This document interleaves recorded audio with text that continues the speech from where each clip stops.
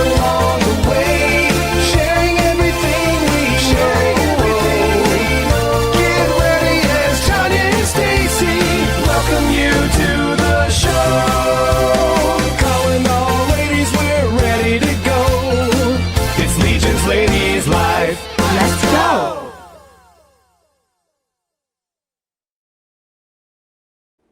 Let's go. Welcome. Woohoo. I know. I feel like we should start like that. We should be like, I know. Well, there was a sitcom where everybody did that at the end. In like the 70s. Curtis is in the background just to dance. It's a banger, you know? I mean, yeah. You get Jeremy to do a song for you, people are going to dance. That's just the way it is. So yeah, that's awesome. Yeah, Jeremy knocked that one out of the park for sure. Absolutely. So welcome everybody to Legions Ladies Live, and a little bit of Mod Squad Art Studio thrown in there as we are going to talk about some customizing here in just a bit. And of course, with everything going on, we are going to keep adding people to the screen as they jump in. I know that guy. Yeah, I think I saw up there where somebody was going to get some food. Oz is getting some food. So as they get ready and are able to, they're going to jump in. Again, Tanya with Legions Ladies Live every other Thursday night opposite Dork Lair, 7:30 p.m. We do Mod Squad Art Studio at 9 a.m. on Saturday morning, so it feels like we should be painting. Right. We should have just our hands there. I know. Yep. My nails are even pretty today. I did mine last night. I know. Hey Tanya, can I trouble you for a couple seconds of time real quick? Absolutely. One of the big things I've been pushing all day and all night is the core rule book, and I firmly believe that the core rule book is something that every Mythic Legions fan should have. It's got the stories, it's got the characters, it's got the lore, it's got the pictures. Thank you, Brett. You're welcome.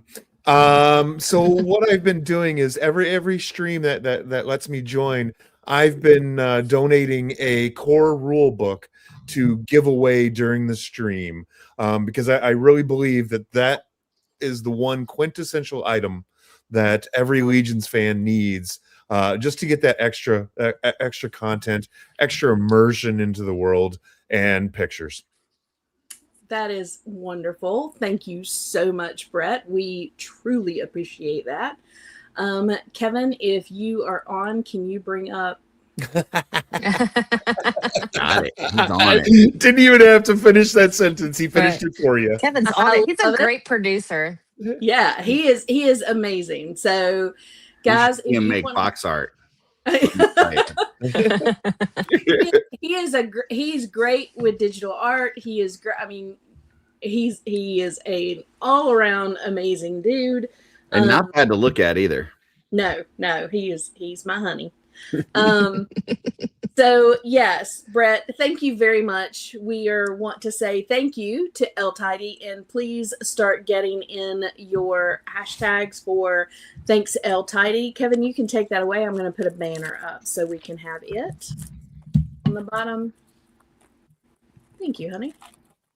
And if you will share the other screen, Kevin, real quick, want to make sure that we jump on this at the first of the, so we can see where we are. There we are. So,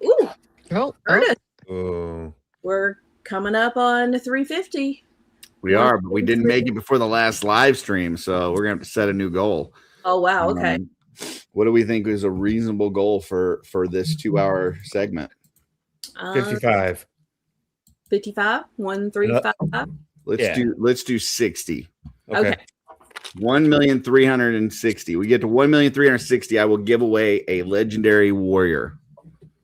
1,360,000 on the Kickstarter, and we're giving away a legendary warrior, which the only other way that you can get a legendary warrior is if, we hit 1,000 subscribers. So it's like 15,000 some change over the next 2 hours. I think we can do that. Yeah, I think that's reasonable. I'm glad you did that math, Curtis. Yeah, no problem.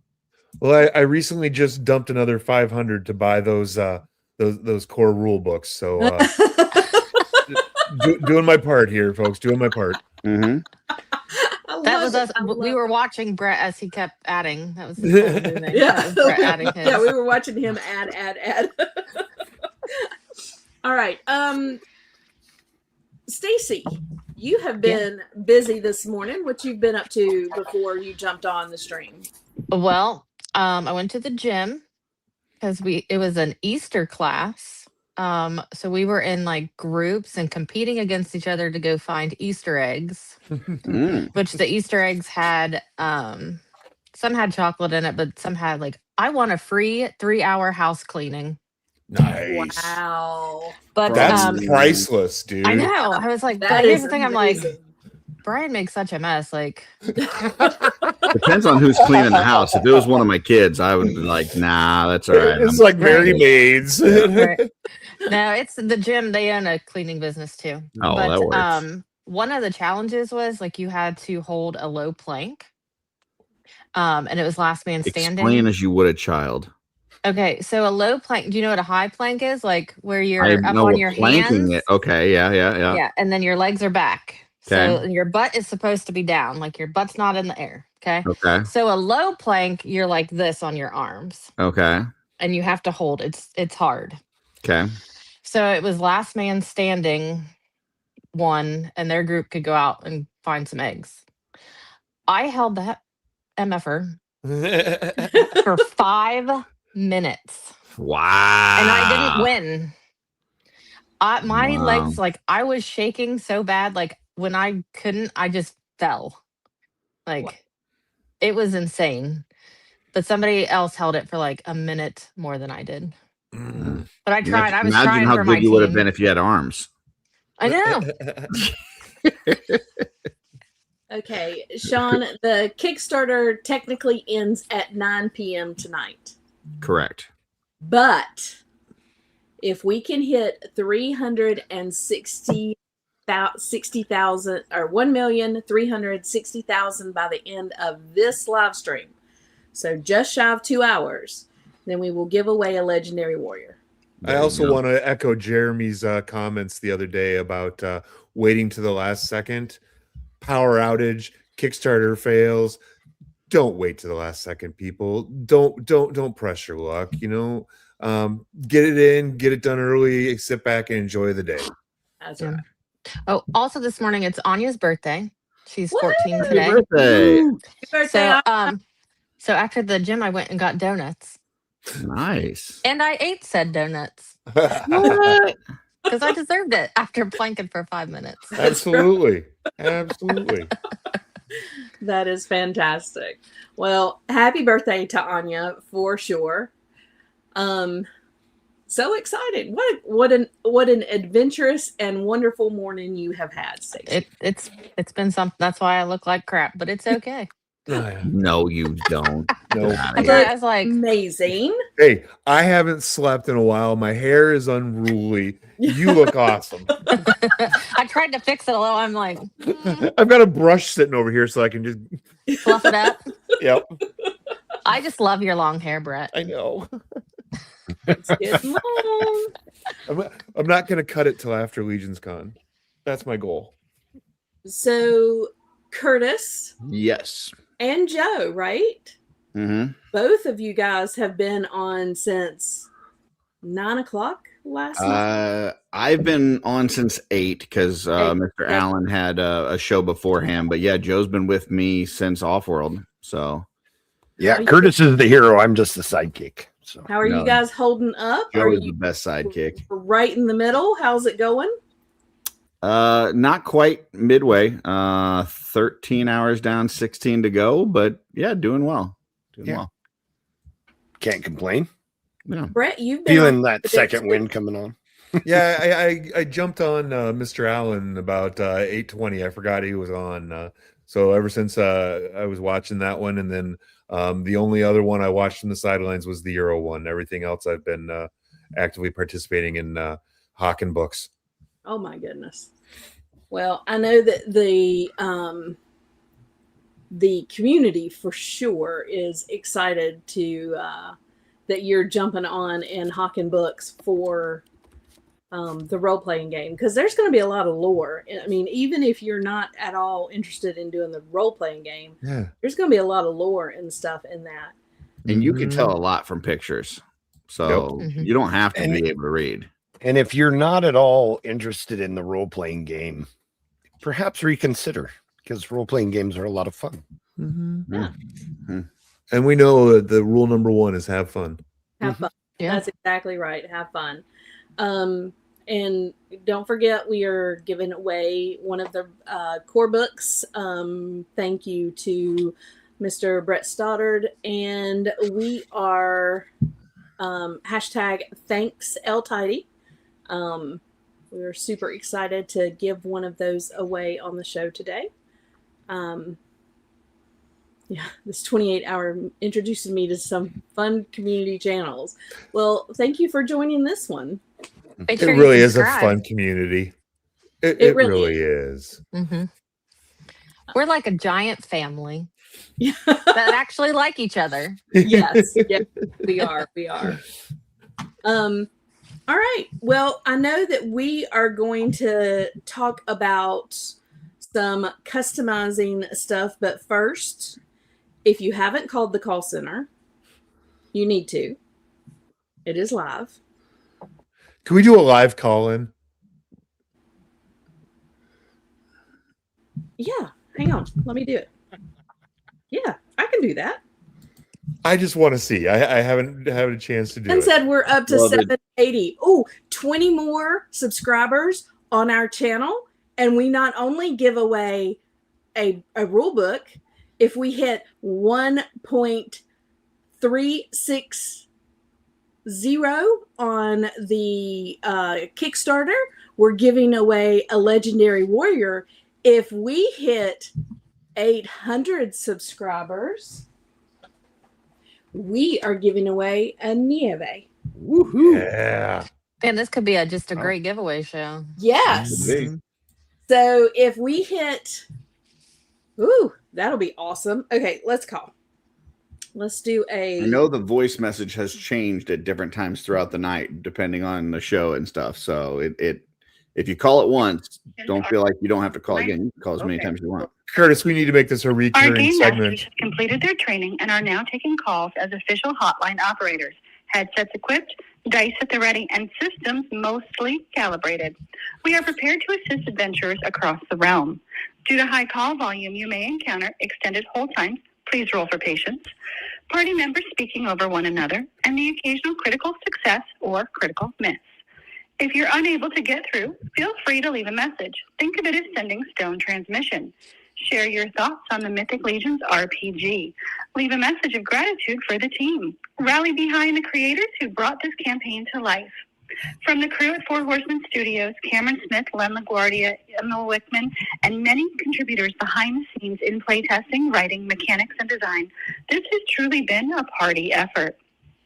The marathon begins on Friday. The campaign ends on Saturday.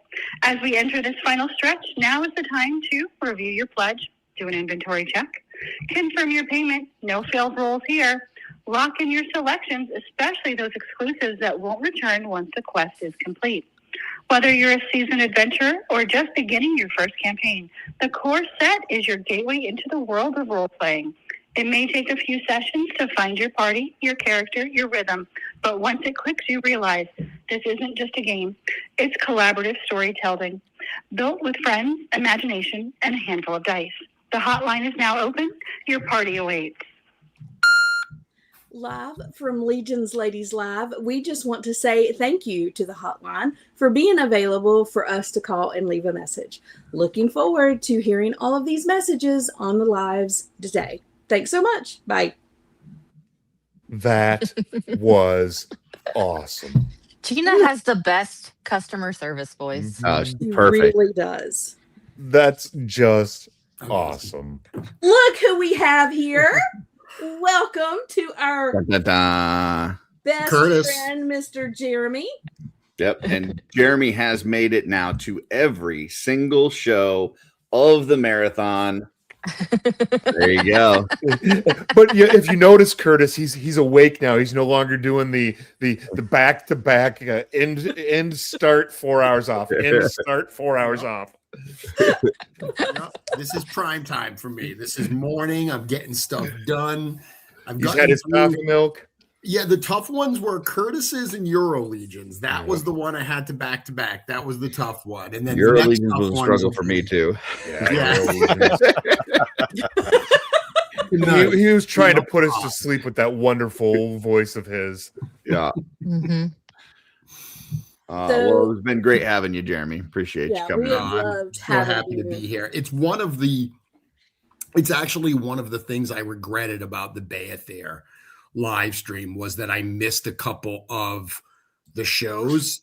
Like I left being bummed out that I didn't get to go on with Oz and stuff like those late night ones.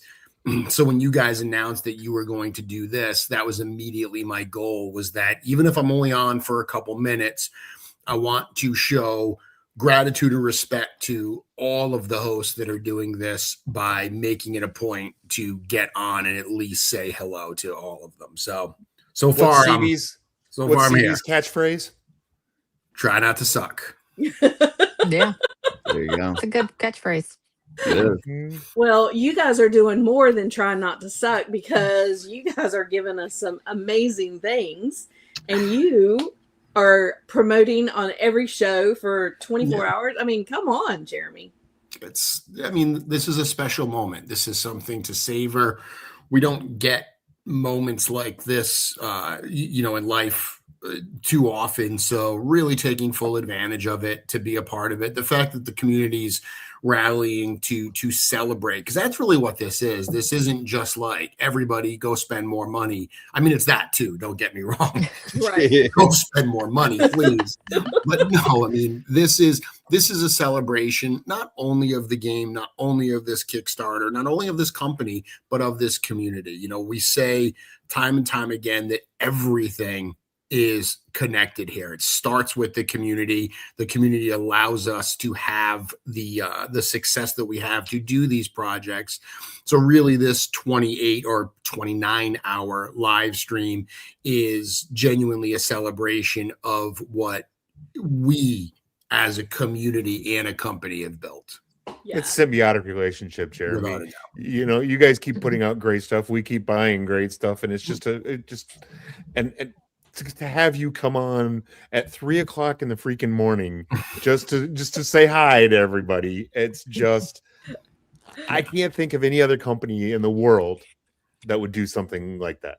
Well, like I said, we try to hold ourselves to the highest possible standard because that's what our fans deserve. I think, just from just my time in this community and going to Legions Con, going to intern, and from my first intern, seeing those little tiny miniatures and, just sitting on a shelf in Cameron's office. Yep. From just kind of a concept, just something you guys are kind of toying around with, to a fully flushed out role-playing game that you guys have built from the ground up. Like, this is not something that you just kind of pawned off to a company that does this stuff and said, hey, do this for us. You guys have been invested in, with time and people and resources and trying to make sure that you make it work and make it your own. And to build this thing from that, just having those miniatures to this whole thing and this Kickstarter, to see it be as successful as it's been so far. It really is impressive. It's pretty cool. Thank you. Yeah, I mean, it's not end. Like, this isn't the end. no. They've Not even- already planned for more coming to Yep. keep going with the role-playing game. So I think for me, I am most impressed that you guys have put all of the effort into this, get this Kickstarter going, but then this community, you know who we are, and you are planning ahead as well. So that's amazing. Yeah, I mean, it's funny when I look back at the way this game came to life, because Curtis is right. We did those minis, and we did, a PAX Unplugged show a couple years ago to show off those minis, and we didn't really know what we were doing at that point. We were kind of testing the waters, but we really didn't have a plan. We just went there to say, like, hey, this is who we are. This is what we do. Would people be interested in playing this game? And, eventually that morphed into a plan. And, there was the video game that we tried to do, which unfortunately didn't end up being a success. But that video game experience taught us some really important and sometimes difficult lessons. And that's why we kept this in house. Curtis mentioned that we didn't just license this out to somebody else to make. We said, like, no, we're going to do this ourselves. And we put a team together to do it. And then very quickly realized that we were way over our heads. That, like, it was so much bigger than we had initially given, like, credit for to do this the way we wanted to do it. And that's why we brought Len in, Len to kind of corral this and everything. Because the great thing about doing it in-house is you have total control. The bad thing is it's not like any of us are sitting out without things to do. We're all crazy busy already running the business we have. So throwing this brand new project and this brand new arm of the company in, it's a big undertaking. So bringing in people like Len, the show we had before this, we had Brian Borgman on, bringing in people like him on, a freelance basis, Emil, who's doing all the layout. All of that stuff has really helped us get to this point. And I'm super excited. Tanya, as you mentioned, this is just the first pass. There's so much more to come, not only in terms of action figures, but in terms of gameplay items, in terms of adventure stuff, in terms of story. There's a lot more for Mythic Legions and Mythic Legions, the role-playing game, in the months and years to come. You've just scratched the surface, and I bet you Yep. have 1,000 short stories Mhm. bouncing around that noggin of yours, just waiting to get onto an adventure module. Yep.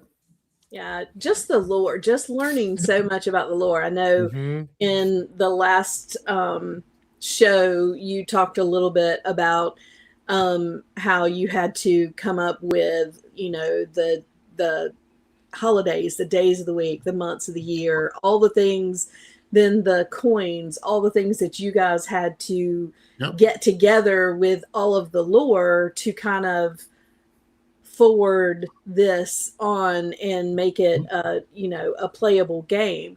And I can't wait to see what's next. Like, you've written the lore, you've written Yep. a lot of it. Yep. But now fleshing it all out into all those little tidbits of little information is, it's fantastic. How much further down the rabbit hole can you take us? Yeah, so it's been an interesting progression, because I've said before that, Eric kind of created the overall story. Obviously he created this world, he created the overall story. And the analogy I always use is it's almost like Eric plotted key destinations on a map. And then I got to come in and I got to explain how characters get from one destination to another and what their motivations are and what happens along the way. And that's really fleshed out our main story, our core narrative here. But what's happening with the role-playing game is all these elements of world building are getting fleshed out. Things like the currency of the realm, the days of the week and month, the calendar, basically. We just mentioned the holidays, like all of those items that we haven't had a cause to address through the main narrative. Now the game is fleshing that all out, because a role-playing game is not a passive way to experience a world. When you're reading a book, that is a somewhat passive way, is you're reading what is there. A role-playing game is in that world, and the story is reacting to what you're doing. There's obviously a lot of improv that kind of happens there. So this is just another example of expanding on the world, expanding on the lore in a really exciting way. I'm it's been wonderful, as I mentioned in the last live stream, to kind of play off some of the stuff that's happening in the game and bring it into the figures, bring it into, the stuff that we are doing on the main narrative and everything. So it's a symbiotic, to use a phrase from a minute ago, it's a symbiotic relationship with this as well. I got something there at the bottom of the screen. I don't know if Kevin or somebody can throw that up there. So that is a picture that I took 2022 at Legions Con, and that is one of the minis compared to Billy Beige's finger there. So less than half of a Billy Beige finger for the Kurzog there, and that it was one of those things that as people walked in to do that session with Cameron, like their immediate attention was drawn, and they're like, "Hey, what's this all about? What is this? Is this something? Are you guys doing something with this? What's going on?" And Cameron was just like, it's something we're looking at. You never know. Just troll kind of mini, wave 3 troll minis confirmed. But yeah, well, but I mean, even this, Curtis, this is an interesting topic, because like when we first did those, we were like, oh, we've got all the digital files. We can just shrink stuff down and print them up. And then we quickly realized that, no, you can't. The weapons do not work at that scale. Like they're way too fine and way too thin. So then Bill Mancuso had to go in and fatten up all the weapons and adjust all the weapons. And then we said, okay, well, these will be the minis that we can use. And then once again, we got to the point where we said, no, that's not it as well. The way that minis are like created, it's not as simple as just saying, let's shrink down our STLs and just print them. Would that have worked? Possibly. Would that have been at the level that we hold ourselves to? No, it wouldn't have. So we went and actually found someone who their specialty is sculpting miniatures to have them sculpt all of the minis for this game from scratch. So this has been, as I mentioned, like a learning process every step of the way, us putting something out there, assessing it and saying, is that the level that we want? Or do we need to reinvest in this? Do we need to add some more resources to this to get it to that level? And every time the answer has been yes, we have not hesitated at all to put the resources and money behind it to make it the best that it can be. So Meg's had a really good idea, and Jeremy, I just got to throw it out because it was really, really great idea. Yeah. When you release a new figure, can you just put the minifig in the character in the back with it? So we've talked about that. Should we start putting all of these things like game stats and minis and all that in the actual figure packages? It's a great idea. I mean, there is also the practicality of everything you add into those packages costs money. Right. None of that stuff is free. So you got to kind of balance that. Like, okay, if we add it in, the price needs to reflect that. So we're always very sensitive to adding things that some people may love, but other people may not care about, but everyone is going to have to pay for. So sometimes those great ideas end up being something we try. Other times we have to kind of show a little bit of restraint, thinking about the bigger picture of how this all works. I'd love to see once a year the previous year's characters released as minis, and then all of the characters. You had a Fiend Folio, a Monster Manual. Yep. Maybe there's a Mythic or Mythoss NPC manual that is all the named characters, and you just update that once a year after every wave has with an update, and you'll have volume 1, et cetera, et cetera. I just the expansion, and Jeremy, it's just the immersion that you're providing us is just I'm We're so excited, Jeremy. I am, and every time I was talking to anybody about this, and Gui can attest to how excited I got talking to him today about just the everything about this, and we're just so excited. Yeah. So Tanya, I came bearing a gift as well. Oh. So I came, I last time I was on Legions Ladies, I did a reveal and it was so much fun. I said, you know what? I've got to do another one. I've got to bring something. So I did see a comment earlier that said, with 11 hours left to go, should we expect any surprises? I'm going to very flatly tell you no. This was a decision that we had to make where we said, do we leave some stuff for the final day to spring it on people and get those big pops of excitement? Or do we show our hand fully in advance so everybody can go into this final day and not feel stressed and everything? I mean, it's Easter weekend. There are people that are traveling.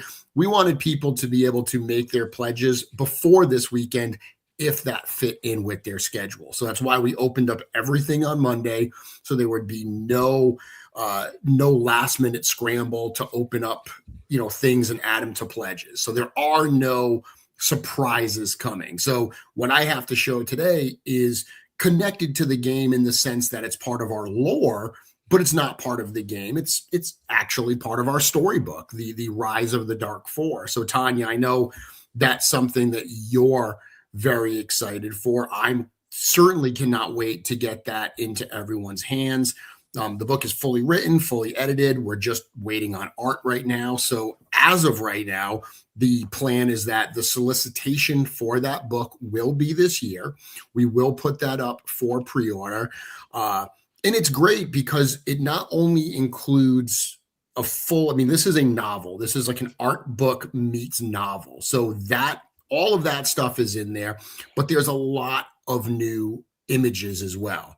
So there's new photography from Trevor that people have never seen before. Yeah, Pictures. Curtis likes pictures. You're welcome. There's a whole lot of illustrations from David Williams. So the stuff from Trevor, you're gonna recognize a lot of Trevor's images in it. A lot of his images are ones you've seen, and there's a bunch of new ones. Pretty much everything that David has done for this book is being seen for the first time ever in this book. And there's also some great paintings from Nate in here. Once again, a bunch that people have seen before and some brand new ones. So Tanya, if you're willing to let me, I think I'm willing to show one of those new pieces of art. Before you do that, can I give a quick update? Yeah, of course. We started with needing 16 grand in order to do the Legendary Warrior giveaway. We now only need 11. We've gained 5 grand since we've started this episode. So 10 a little over 10,000, 10,800, and we will give away a Legendary Warrior. So and don't forget, once we hit 800, if that happens, 800 subscribers, if that happens on the show, we're giving away a Nieve. And we are already giving away a core rule book from Mr. Brett Stoddard, El Tidy. And hashtag thanks El Tidy is around going across the bottom. So put that hashtag in. We will draw that in a little bit. Subscribers is currently at 794, Tanya. So I only need 6 away to give away. 6 away. We've 6 gained, away. gained another 14 in the last 10 minutes. So everybody just know we got some giveaways to do. And once we hit the 800, we're giving away something else at 850. Haven't figured that out yet, but I will if we hit 800. There you go. I'm just going to go pull something off the shelf and we're going to give that sucker away. So, right now, it is in the EVA. So you guys, there we go. All right. Back Let's see it, Jeremy, because I am so excited. I can't wait.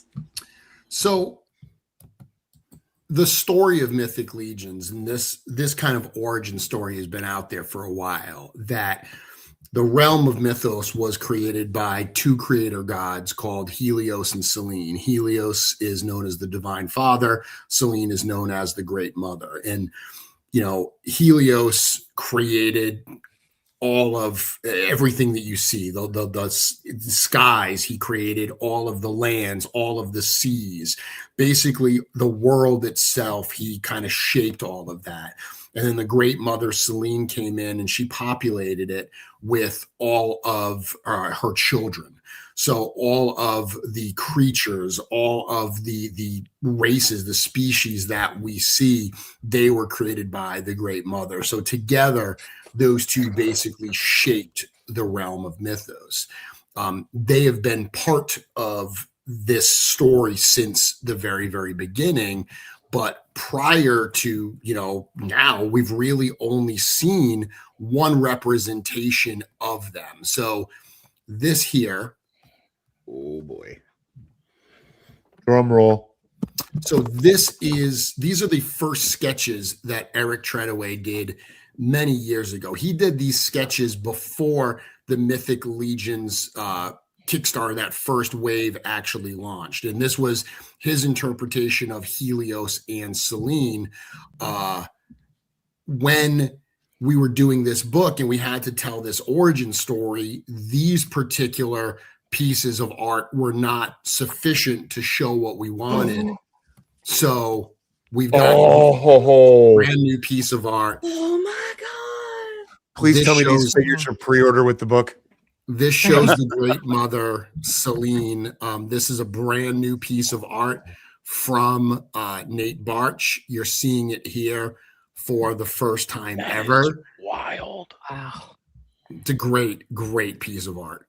Yeah, it is. Oh my gosh, Jeremy. I mean, she is the original Legion's lady. I mean, when you think about it, Seline, it's all from Seline. So I thought it would be appropriate. And again, in the spirit of the role-playing game, all of this goes together. You can play the game, and the fact that this novel is going to come out, you're going to be able, people that want to immerse themselves more in the story of what's happening in Mythos, because this game plops you right at it's in the second age of the realm. It's before the return of the Dark Four. It's before the return of Arethyr. That's where the book starts as well.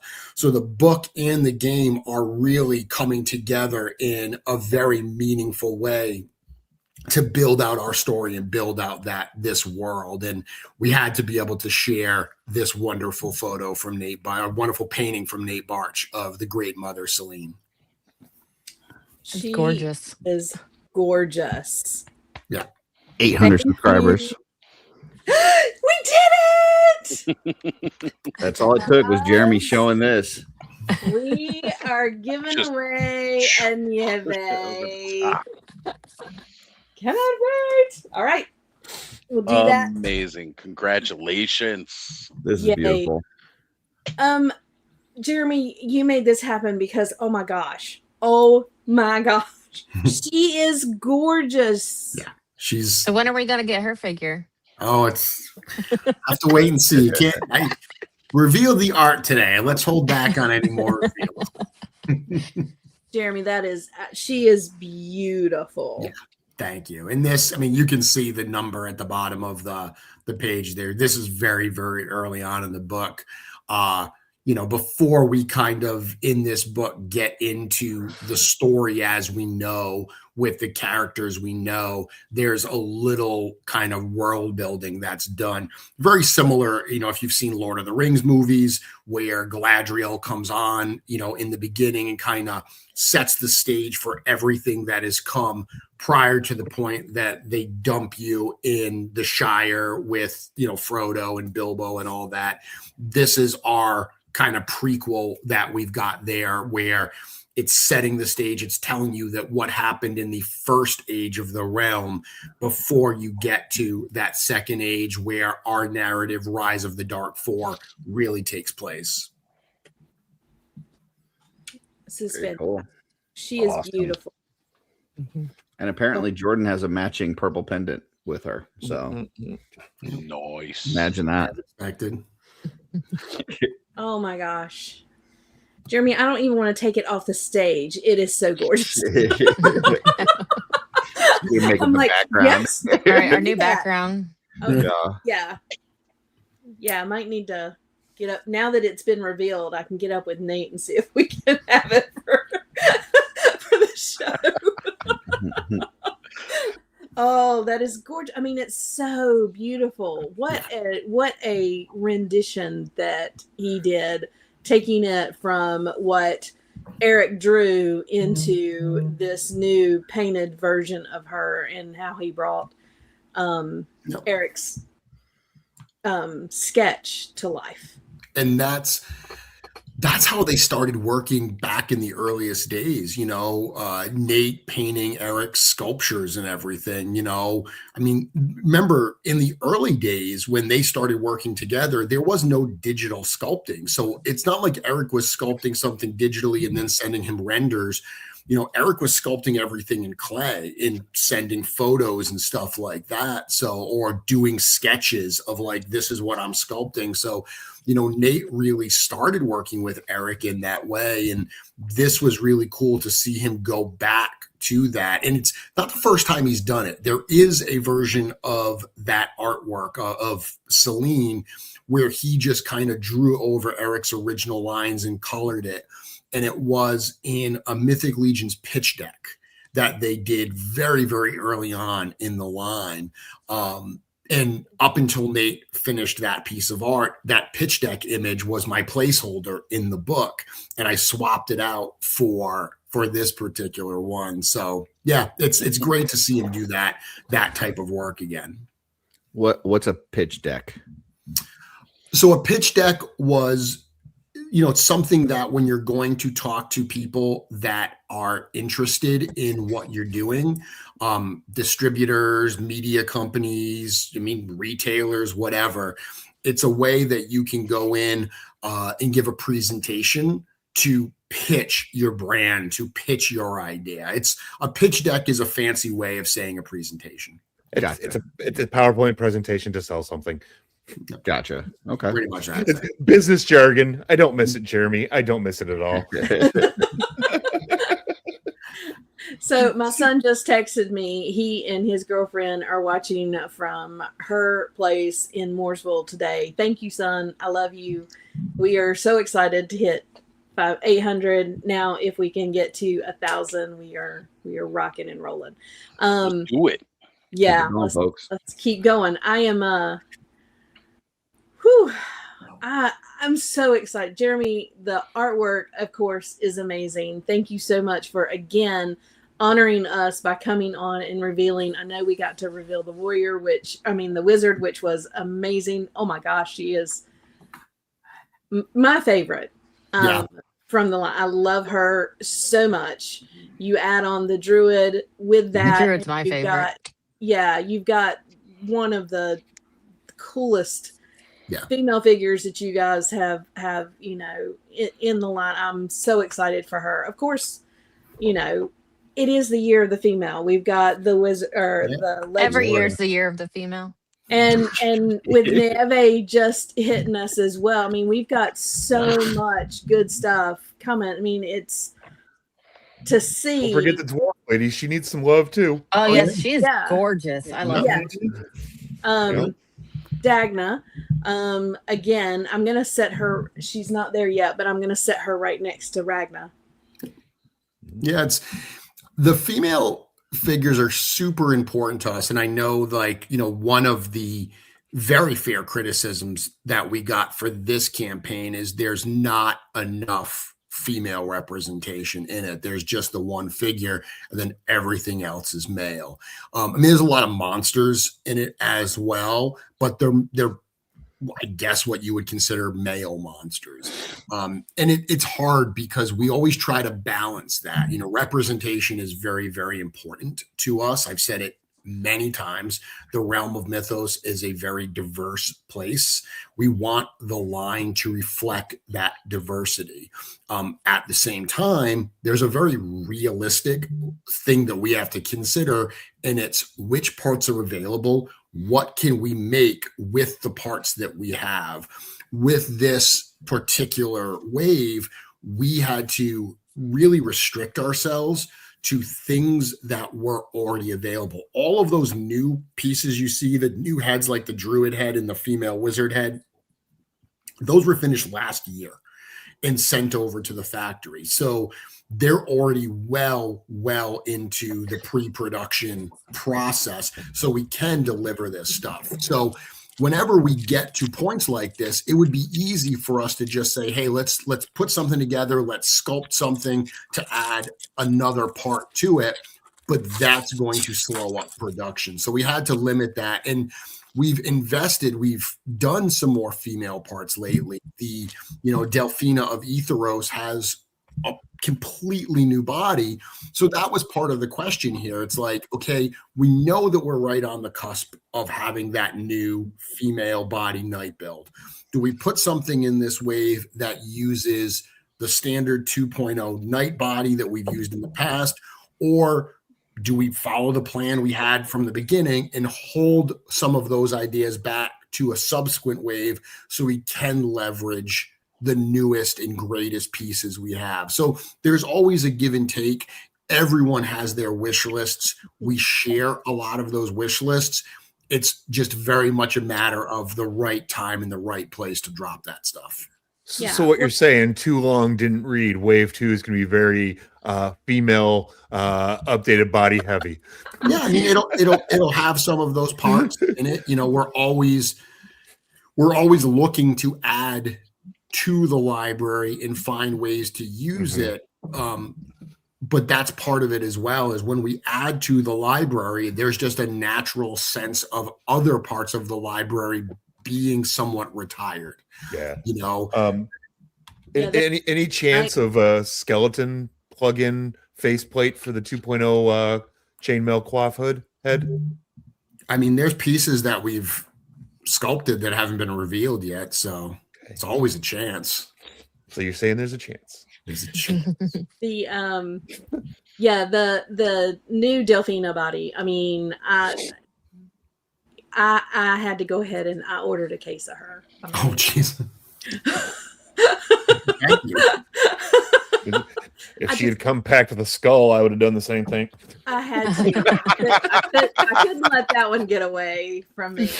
But I'm excited for the new 2.0 Knight female body that you guys have put out. For sure. And I think that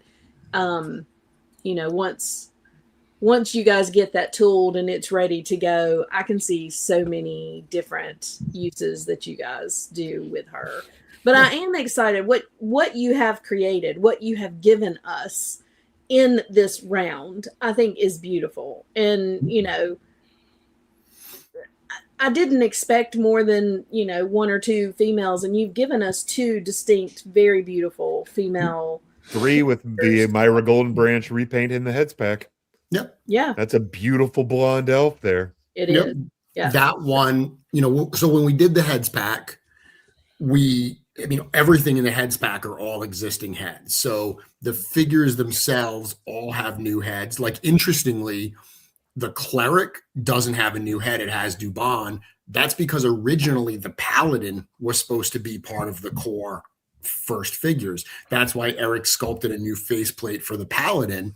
And then when we realized that the core 4 professions that are in the beginner box, Paladin wasn't one of them, Cleric was, we made that change. So the base figures match the core 4. So that's why that's the only figure that doesn't come with a brand new head. It does, however, have a brand new torso and skirt piece. So you are getting some newness in there.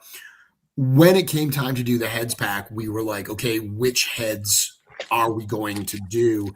And, Torgen and Maria Golden Branch are 2 heads we've never repainted. So being able to repaint those and put those in a new way really it added a lot. Actually, we just did the Maria one for Manisha, didn't we? Yeah. Yeah. So scratch everything I just said. They look Ash still completely looks good different. You blonde. can't even tell. Yeah. They do. They do look completely different. But that was the point, is trying to get in some new races, trying to get in some, new species and everything, some new looks. And I think that head pack adds a lot of options to these figures. Yeah. I like that bucket in that color with the top plug versus the side bucket with the. Yeah, that's a head we've used so many times, but again, part of thinking about this wave is like, okay, we can't only program this for our diehard fans that are complete on the wave. Yeah. We have to think about people that have never picked up a Mythic Legions figure, and something like that original Knight Bucket helmet has such a entry level quality to it that it made sense to include it. I As don't a have any diehard in that fan, I'm color. completely fine with that. Absolutely, I don't have any in that color. Yeah. Curtis. So Jeremy, Mhm. Minotaurs. And I'm not going to ask you if there's anything because you already said there's nothing else for this. So, but did have it brought up a couple times that the image for the player character Minotaur is our friend Reggie, who is at ogre scale. Is the feeling that is what we're going to get for Minotaurs going forward is larger, or do you feel like we'll still get 1.0 type ones as well? Without revealing anything, I will say that Asterion was a compromise.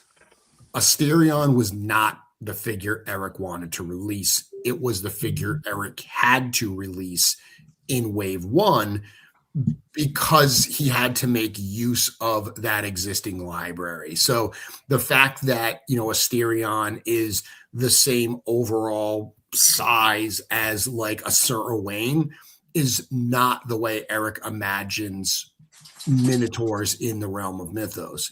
Now, does he imagine it like Regarion?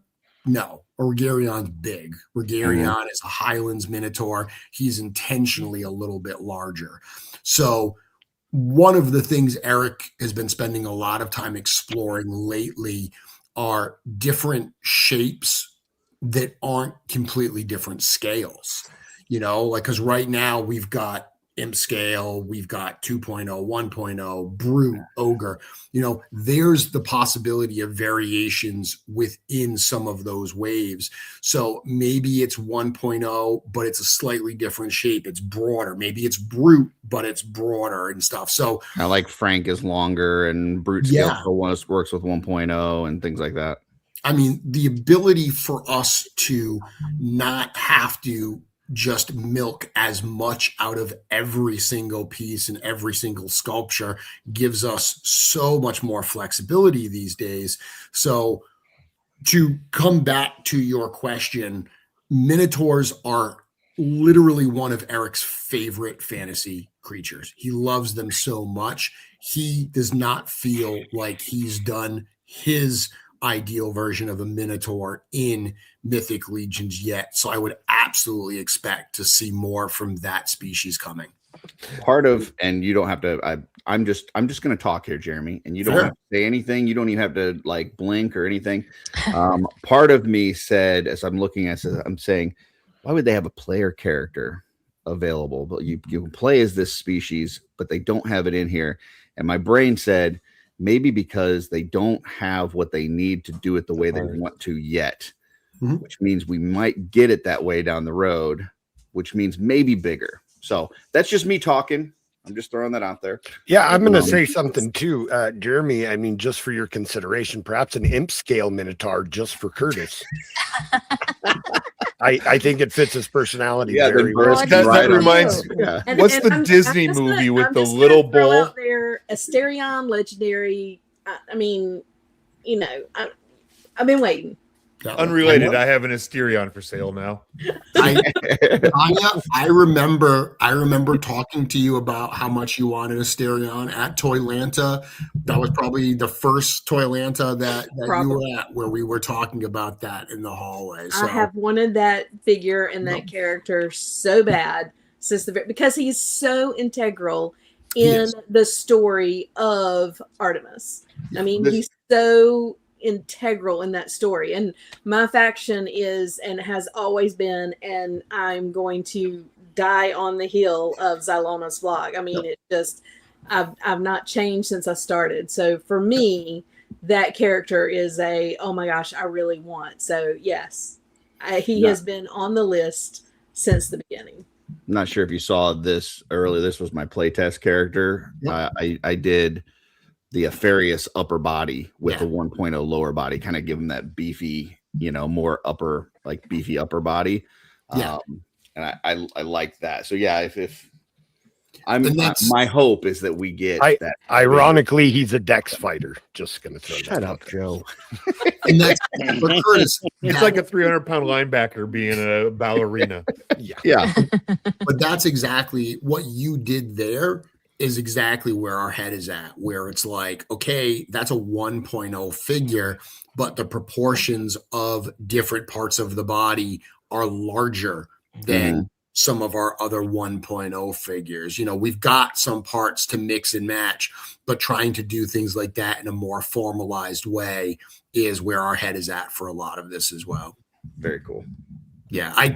Tanya, I love the flock as well. I've said, clearly the Sons of the Red Star are my favorite faction. I really do like the House of the Noble Bear, but I've said before that the whole concept of, the Feyborn and, I've always loved stories about like fairies and things like that. So that aspect of Xylona's flock, the connection to nature, all of that works really, really well for me. They are my favorite faction of the four kind of Legions of Light and Legions of Dark factions. Yeah. Very cool. And obviously, I am not alone. There are several that are just like Absolutely. Tanya, you think we should pull that thing for Brett so we can get that other one? yes. Yep. Kevin, you want to put up the sorry, Thanks, Kevin. Tidy spin. Yeah, spin for El Tidy. There it is. All right. We have 71. We'll give you about 10 more seconds, and then Kevin will pull for that one.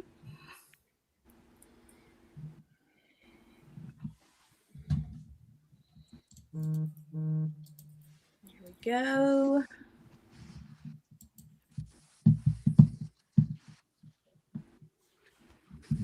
Yay, Mini P. Yay!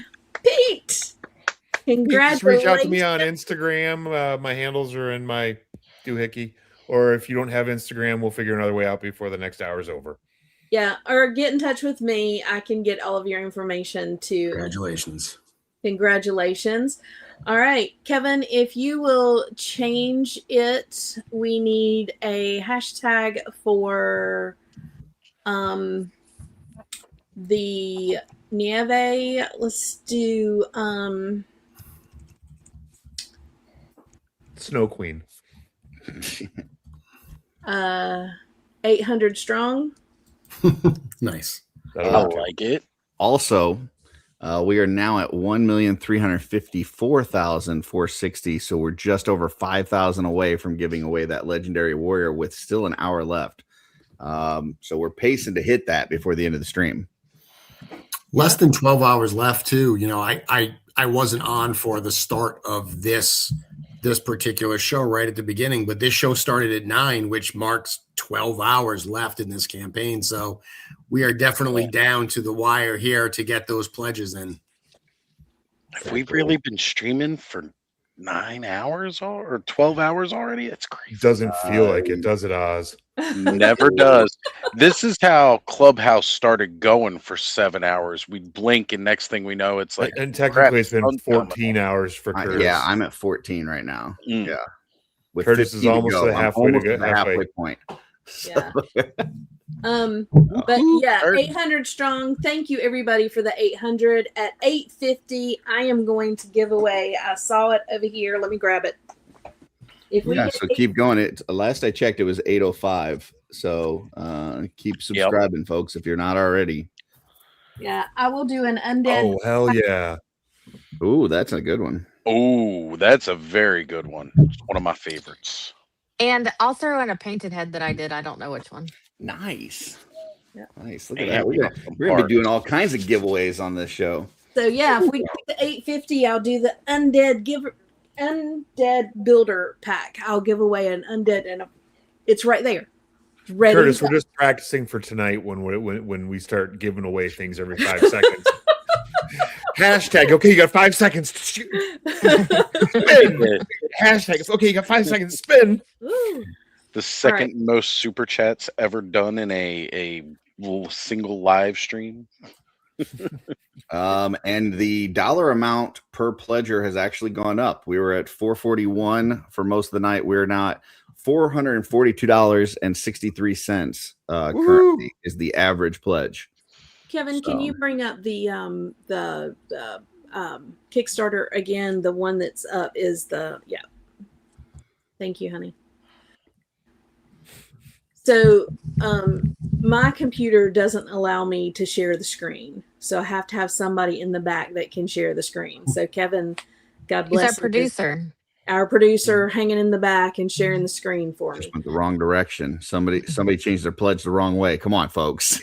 Somebody couldn't figure out how to add something new. They're so figuring it out. Redoing They're it. in the process of changing their pledge right See, now. there it goes. That They works. just edited it. All right. That works. So we're at 1,354,000. We need 1,360,000, and we are giving away a legendary warrior. 5,570, folks. Come on, we can do it. We want that Definitely get warrior. there. Very cool.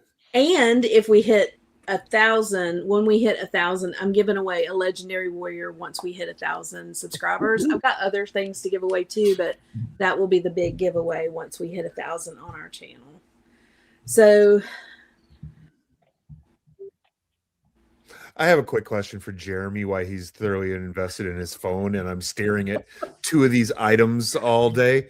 Any plans for a rerun of the Four Horsemen took with the logo that Joe's wearing there? Oh yeah, absolutely. We'll do. I mean, those are the type of things that we've never even sold on the website. We just made them for Legions Con. So Len has talked about that. Len handles and George handle a lot of that stuff. So they're going to run more of those types of things, patches and the hats and everything. More swag.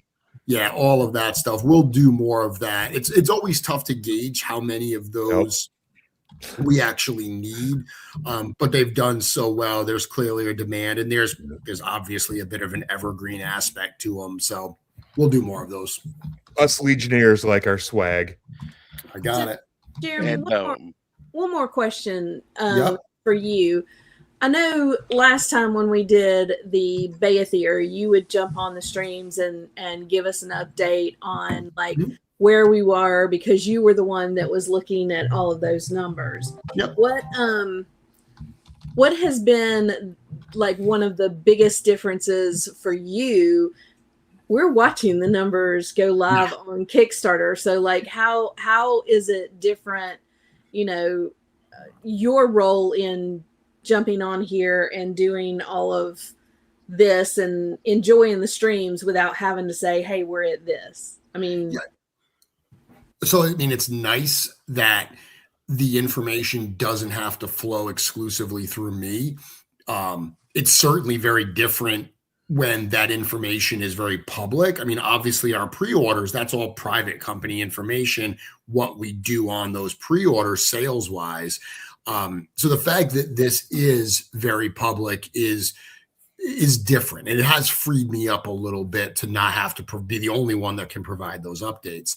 I mean, the interesting thing was all of the panic that set in that kind of valley, because not only every Kickstarter, every pre-order follows that same pattern where there's the big spike in the beginning, the deep valley in the entire middle, and then you get to the final weekend and you get another spike. So, we set up the stretch goals and the unlocks here to kind of get us some spikes during that valley. But there was that point where very well intentional, fans were suggesting we do this or do that, unlock this, reveal that. And for us, we were like, no, this is like our game plan hasn't changed, because the way it's progressing is exactly what we expected. We're used to seeing that sales kind of slow down during that valley. But when you're following the Kickstarter, and you see $600,000 on day one, and on day 10, it's only growing by a few grand, it's easy to get panicked and stuff like that. So the fact that it's public facing and everybody is responding to it without the benefit of our experience, where we're like, no, this is how it always runs, and we always get there in the end, that's been a different scenario to have to kind of manage. Yeah. For you personally, is this your first experience with an actual Kickstarter campaign? Yeah, I helped Chris with Biblical Adventures. I did all of the graphics work for him for Biblical Adventures, but I didn't do the updates and stuff like that. He ran all of that. Setting up the Kickstarter, we waited. Big surprise. Four Horsemen Studios waited to the last minute to do a bunch of the work. We are super last minute with stuff. And it's never because we're lazy. It's always because there's other stuff that's more immediate that has to get done. So we're always putting out, the closest fire to us, basically. But it was 2 weeks before we really had to submit. Okay, this is the point where you have to submit all of your stuff to get it approved by Kickstarter. Because the way that you program a Kickstarter is you say, we want to go live on this date. Going live, you can't schedule it. You have to actually press the button, go live. But they tell you, if that's when you want to go live, you need to submit your stuff by this date. So we have time to approve it in advance of you going live. And it was about 2 weeks before that deadline that we really started digging in, all of the graphics that you see, all of those combos and stuff. I built all of those, and it was really a span of about 10 days that I had to put everything together along with the regular job. So I will say it was significantly more work than I gave it credit for. I didn't realize how much time it was going to take. And I love the way it came out, and the feedback we got from the game community, even about how professional it looked, really made me happy we invested that time. But it was a lot of work. Kickstarter is no joke. It takes a lot of effort. I know you had said the reason why you guys were going to Kickstarter was to get more eyes on it. People that aren't maybe normally your customers, right? Normally Mythic Legions customers. Are you able to see, looking into it, the people that are new? Are you able to tell that? I think I will be able to tell that. Kickstarter gives you an unbelievable amount of analytics and information. I frankly have not had time to comb through it all right now. It's very difficult to process everything while the Kickstarter's going on. I've used this analogy that running a Kickstarter, a successful Kickstarter, it's almost like trying to change the tires on a race car while you're racing down the track. You can't stop. There's no point where you can put on the brakes, go for a pit stop, take some time to get everything going, and then get back in the race. No, you've got to do it while you've got your foot on the gas. So it's been a challenge, and a lot of that analytical assessment, and quite frankly, whether it was worth going through Kickstarter and giving them a percentage of the sales was worth the overall expense. I mean, this is public knowledge. Kickstarter takes 10% right off the top. So whatever number you see us raise, we're not getting it. We're getting 10% less of that right out of the gate. But the amount of people I've spoken to at Gamma who discovered it because of the Kickstarter leads me to my initial kind of gut reaction is it definitely exposed us to a wider audience than we would have gotten if we just ran this on Store Horseman.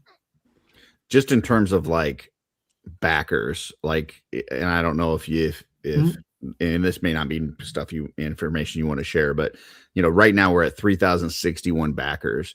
When it comes to a normal wave and stuff, does that seem high, low, normal, to the amount of people that invest in a normal wave? That's information I'm not going to reveal. Okay. Yeah. Are you happy with where we're at backer wise? Okay. Absolutely thrilled. Absolutely thrilled. One of the things to understand about Kickstarter is you're going to pick up some new backers, and you're also going to lose some people. Like, Oh, okay. when everything we do is through Store Horsemen, there's going to be people that don't go to Kickstarter. They don't understand Kickstarter. They don't like Kickstarter. Maybe they're not plugged into all the same news channels as us. Yeah. Yeah. Well, we all see the chats. How many times do you see people ask the question, will these be available later? Mm. That is a question that gets asked consistently through every pre-order. That translates to, I'm not buying this now, but I may want to buy it later. Will I have the opportunity to do so?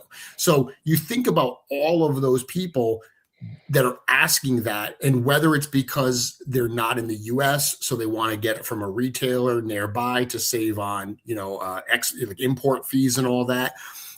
Whatever the case may be, there is a percentage of people that will not buy in this Kickstarter because they're hoping to buy it somewhere else. I mean, I'm still surprised at how many people don't understand the whole you don't get charged till the end. Yep. Like I would figure that a majority of folks that are in the toy community kind of understand that process of Kickstarter, but there's still people that don't. And so it tells me that there's just folks that just, whether I like Brett, I know he's off the screen right now, but he's not on Facebook. So if there's something that's posted in the Cabal, he's not seeing it. And there's people that just aren't plugged into some of these news outlets that may not know as well.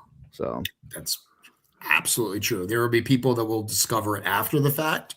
We've got it set up so, it does allow for late pledging, but any of the late pledges that come after 9 p.m. tonight will be at the higher prices. So, I mean, that's a good thing to point out. If you go in before 9 o'clock tonight and you add some of this stuff to your cart and your pledge, and you add, I want this additional mythic monster builder, I want this additional set of dice or whatever, you're going to pay the discounted prices that are reflected right now. The minute 9 o'clock flips over, all of those prices go up. So immediately every one of those figures that's $30 is $35. Every character pack that's $15 is $20. Every deluxe figure that is $60 becomes $70. Mythic Monster Builder at $45 becomes $55. All of those prices go up. So that's even in like traditional Kickstarter, there's something called backer kit where after the fact, it'll say, okay, this is your pledge. These are the rewards you selected. Do you want to add any more? And you can do so.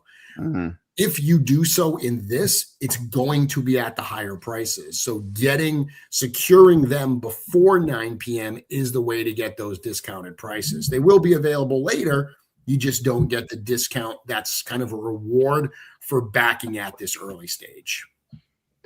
And a couple of things. He said, I agree with the hype, but it's not just 4-H. So join the Cabal and can't believe the feel is there. When it came to a new guy, I came because of the Kickstarter and I'm staying because of the community. And how many times have we heard that, in and amongst all of the community itself?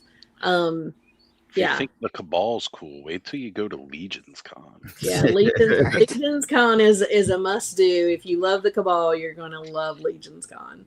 And Kevin it's not easy, Tanya. I mean, should be pointed out, Curtis is, an admin in that group and stuff. I mean, that's work.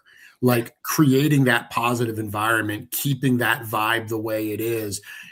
It is a lot of work. It's very deliberate. It's a labor of love for the people that do it to keep this community and an event like Legions Con the way that it is, so new fans feel welcomed and not alienated. Yes.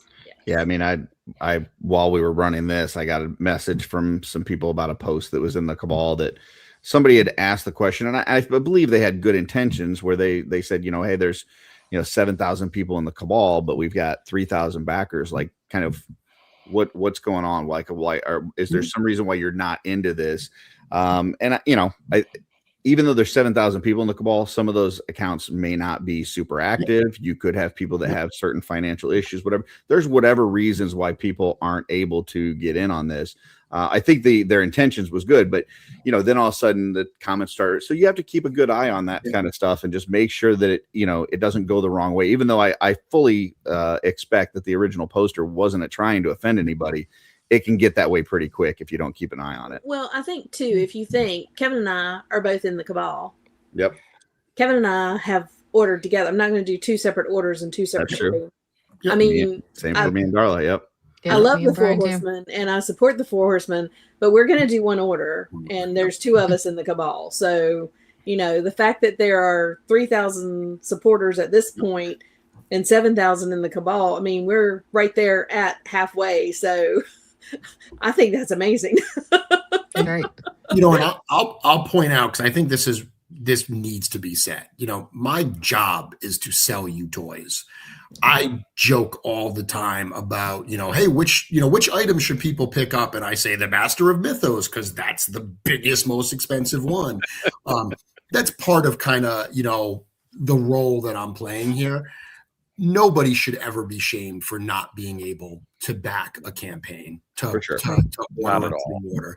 Nobody should feel like I only have 1 figure or 2 figures, so I'm not as valued in this community as somebody that's got, a giant, room of stuff behind them. Nothing could be further from the truth. It doesn't even matter if you don't have any Legions figures. If you're part of this community, you're a valued part of this community, and we are absolutely thrilled to have you here. So I agree with you, Curtis. I don't think there was any mean-spirited intent behind that post, but too often it becomes a sense of shaming. Why aren't you doing this? Why aren't you doing that? I can tell you from the bottom of my heart, that sentiment is never expressed at the company level. We are just thrilled for whatever anyone wants to do to support this community and this toy line. I will say, though, not trying to shame anybody, but I'm going to say this. If there's 3,064 backers right now, if by the end of this thing, there's like 5,000, and some of you people are watching this, I'm going to say, why weren't you in earlier? They're not charging you till the end. If you're gonna get in at 9 o'clock, get in right now at 9 o'clock a.m. or 10 o'clock a.m. Like, come on. Don't play around with this. As Jeremy says, don't play Kickstarter chicken. Okay. Yeah, and less than 5,000 more before we give away a legendary warrior from Curtis. Yep. So, guys, we are less than 5,000 away, and 45 just less than 45 minutes. Now, Jeremy, Kevin had a really good question and wanted to see if you wanted to answer this or wanted to pass. Do you see a possibility that other RPG makers may come to the Horsemen to integrate figure play into their games? Yeah, I mean, it absolutely could happen where people may come to us, whether they're, other figure creators that want to do something similar, or like you said, whether it's, other game players that want to do something. I've said this before, that being at that game show Gamma, that's really my first experience with a game-centric community. And it was very eye-opening. Like, I am telling you that the game community would love what we are doing. And so many of our fans would love what they could find in game stores. However, these two communities tend to run very parallel to each other, and they don't intersect as much as you would think they do. So many people that are toy collectors have never stepped foot in a friendly local game store. And when I had these game owners come up and everything, and they saw the line and they said, "These are amazing. What are these?" And I would say, well, Mythic Legions is an 11-year-old toy line. We're over 300 figures deep in the line at this point. They would say, how the hell have I never seen this? How have I never heard of this? Toys are not their thing. Mm-hmm. So being able to maybe be the bridge that crosses some of these two communities is actually very, very exciting. There's kind of a role here to be played to connect to really robust and really energetic types of fandoms in a way that actually makes sense and is meaningful. So it would be very interesting if other RPG creators came to us and they said, "Hey, we love what you're doing. Is there a way that, we could do something similar?" We'll see. It was interesting because I went to the game shop that I frequent to show them the Kickstarter for the Mythic Legions RPG, and the owner actually wasn't interested in the RPG, but he said, people have been asking for the figures. Where can I get more info on the figures? Yeah. So, and that kind of caught me off guard since it's a game shop. Yeah. So, and we heard lots of game shop owners tell us at Gamma, I've always wanted to carry toys, but I never could figure out what made sense for us to do. Because, you know, these shop owners, they look at mass market toys, and nothing against mass market toys, but these shop owners are like, do I want to compete with Target? Do I want to compete with Walmart and Amazon and all of these places that are absolutely going to undercut me on these mass market figures? For a lot of them, they're not aware that there's this incredibly exciting, like, independent toy creator community that are putting out things like this. And then when you put one of these toys in their hands, they're just like, oh my goodness, the quality of it. Yeah, they're like, my customer base would love this. So one of the things we heard from a lot of the people at Gamma wasn't that, hey, we want to carry the Kickstarter, the gameplay stuff, or we want to carry the game figures. They said that, but they also wanted to dig into the catalog. They were like, I want to carry these other figures as well that are part of the world. So that's exciting. I mean, look, at the end of the day, that's what we want. We want more people to discover what we are building here. At the end of the day, for all of the success we have had, we are still in the very early stages of growing this into an entertainment property that touches like a worldwide audience in a really big and meaningful way. So this could be the thing that opens the door to start making that happen. My awareness of Four Horsemen actually started my old game shop that is shut down now. The owner moved on, but I was in there buying D&D miniatures, and I saw this orange elephant action figure that was the Seventh Kingdom line. And I was like, what the heck is that? Like, I want that. And that was the first Four Horsemen branded figure that I bought. And that's what got me into collecting Four Horsemen products. And it was just a happenstance in a game shop. So that was pretty cool. Jeremy, this question brought a question. I mean, will there be a list on the website of the vendors, the game role-playing game vendors alone? Will you guys do a separate list for them, or will they just go into your regular vendor list? I'll probably just put them in the regular vendor list. And the reason for that is we're not restricting anyone in terms of what they can carry. So we're not saying, oh, you're a game shop, you can only carry the stuff that's branded Mythic Legions, the role-playing game. If they want to dig into the catalog, we're happy to have them do so. Similarly, our existing retailers, if they want to carry gameplay items, I'm not going to say, no, you're a toy store, not a game store. I can't sell you these things. So I don't want to draw that line. I don't want to say, get your game stuff here, get your figures here. If there's a shop that wants to carry both, I absolutely want them to have the ability to do so. Similarly, if there's a shop that doesn't want to carry, we have some existing retailers that are just like, look, this looks awesome. I am not set up to sell any kind of gaming materials. I'm going to pass on the gameplay items. Perfectly acceptable. I understand where that comes from, and we're not going to pressure them to carry something that they're not ready to carry. I hope that this gets to the level of popularity that there is an audience that maybe sees the figures in there and says, hey, I know there's a game as well. Can I get the game? Because the best way to get this stuff onto store shelves is for customers going in and telling retailers they want it. Right.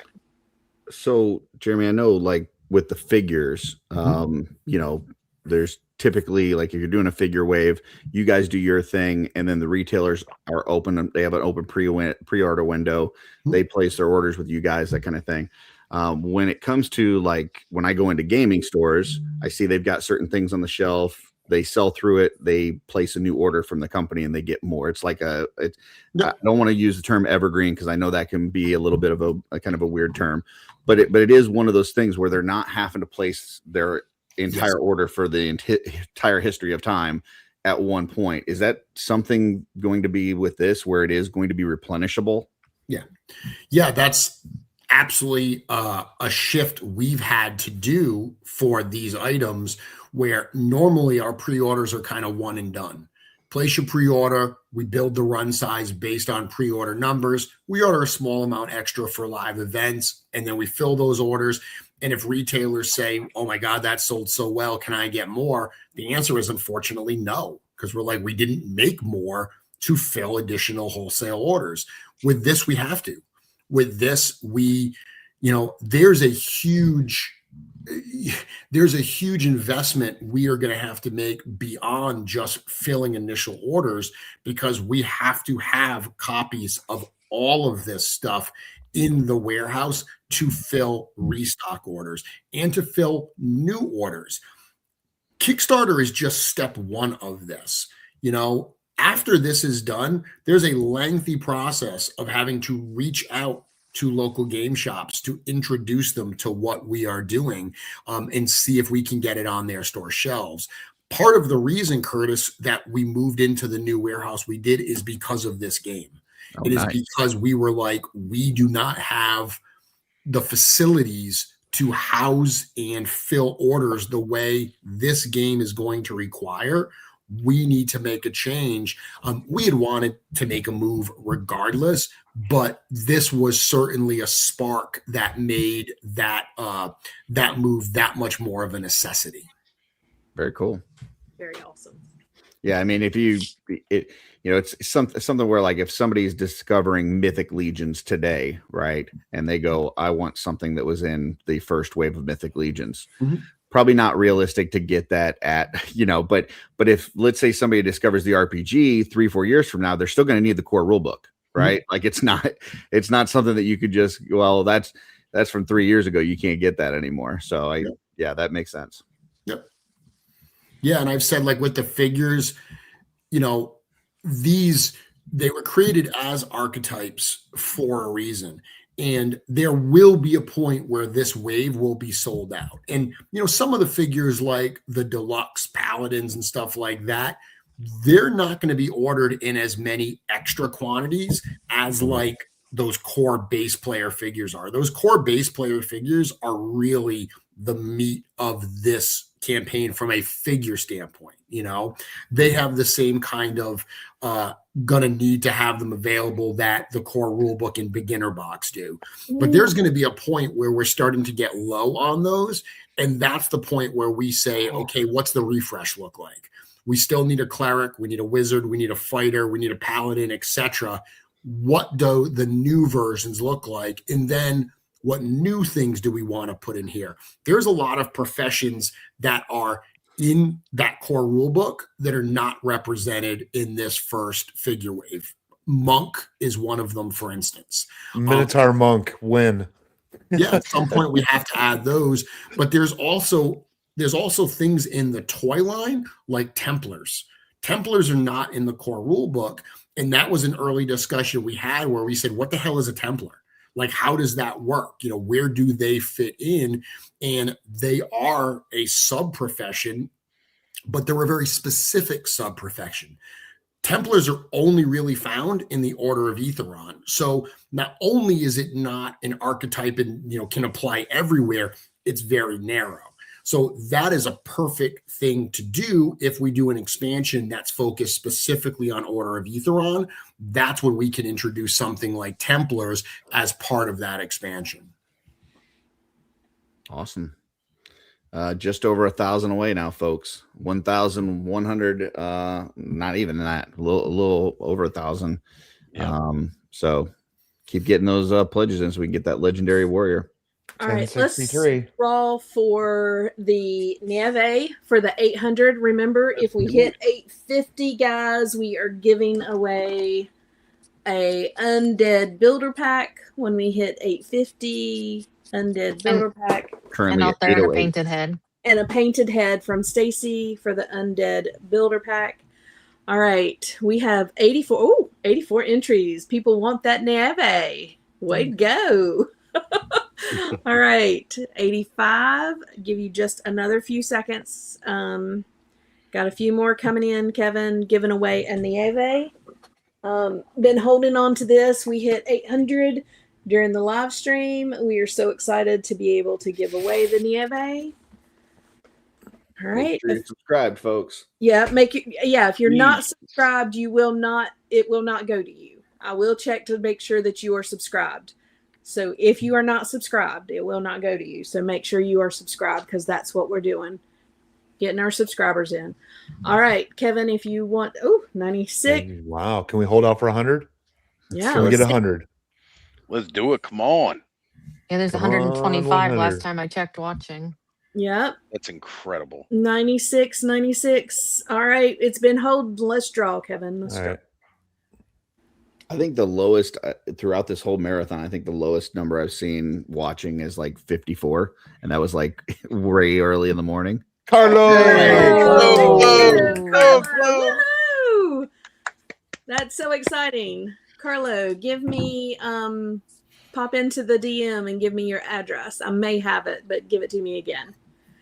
Very cool. We will get that out to you. That is awesome. Okay. How close are we? Less than 1,000 now. Less than 1,000. Oh, man. Yep, $903. What do you want the hashtag to be if we hit it? Whatever you want. Whatever you want. It's your stream. Got it right here. Look at that. Look at that.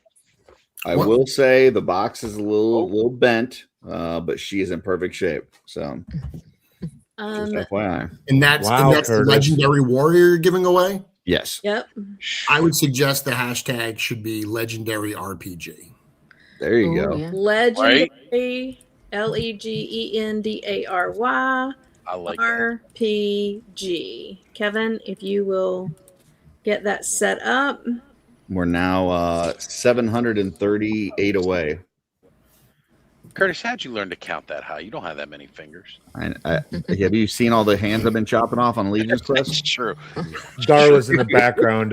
Count to 30 now. Teleprompter. I've got 5 extra hands. Yeah. So, guys, we will get the hashtag up and going when we hit 1,360,000. We are almost there. Don't put it in yet, guys. We don't have it set up. We haven't hit the goal yet. We We got to get this Got much 28 closer. more minutes. Let's get there. We have 27 more minutes, and Well, we have. While we wait for that, can I tell you guys something I'm a little nervous about? Yeah. This whole 28 now become 29-hour live stream. There's only been one thing that I've been worried about the whole time, and that's will my wife is going to kill me, guys, figure out how to set up a live stream and send me a link. There's no fucking chance. I was wondering that When as I was well. creating the playlist, There's I no was fucking like, chance. there's So I a can gap. get on. I can get Jeremy on. I can keep this thing rolling. I'm so nervous. That's going to And be about an hour of that show. Just We are trying to get you guys 27 on. minutes away. I've not heard from any of them. I have no idea what they've got going on. Will Travis show up? Don't know. Will waiting Pete have an for- emergency? Who knows? Yeah. We're waiting for this to cross the mark so we can do this. There it Oh, goes. there it goes, right there. There it is. Yeah. I will hold that information back then. Okay. Damn it. Kevin, can you get the legendary RPG hashtag legendary RPG. There we go. All right, quick, while there's only like 7 people, spin it now. Right.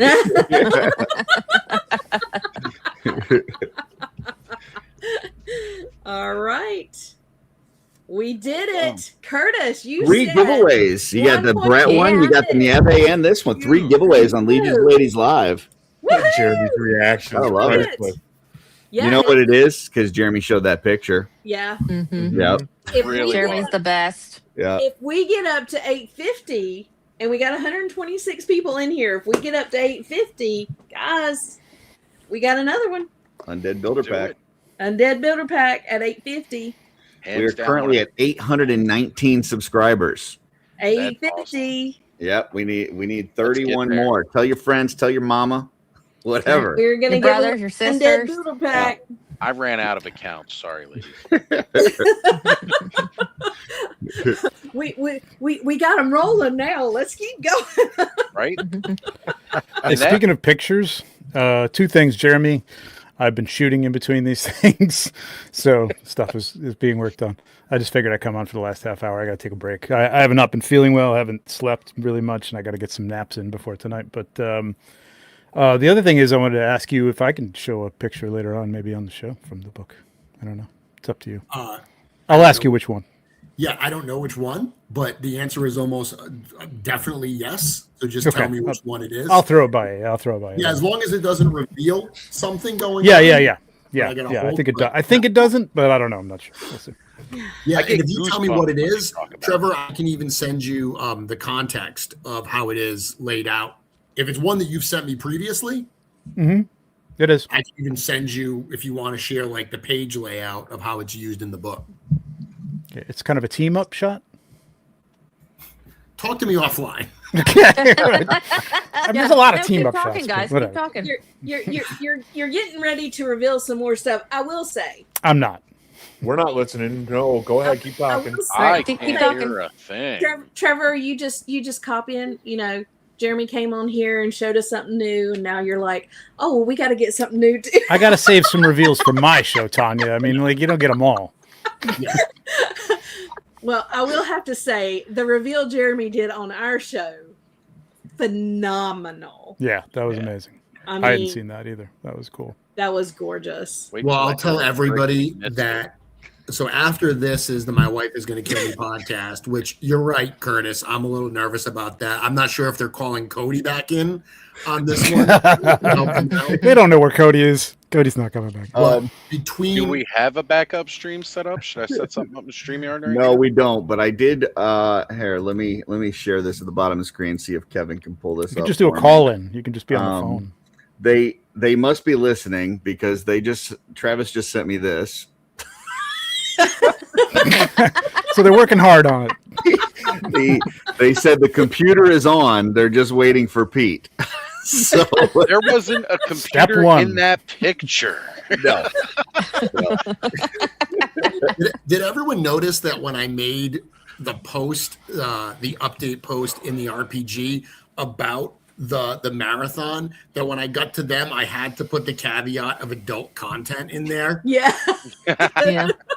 It's like, oh man, they're such the black sheep of this community, but I love those guys. Well, to death. worst case scenario, NSFW. Tanya, we may need to just have you run a little bit long until we can I'm make the happy to transition. go Okay. until they get ready to.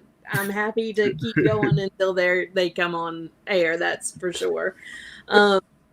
Yeah, we get to give away a legendary warrior, and I'm just gonna tell you guys, she's amazing. Like, such a great figure. Mhm.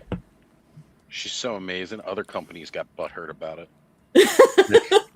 Let's not go there. Hey, I Only will poke positivity, fun at yeah. them all I can. I'm not a studio employee or anything. I'm gonna. poke fun.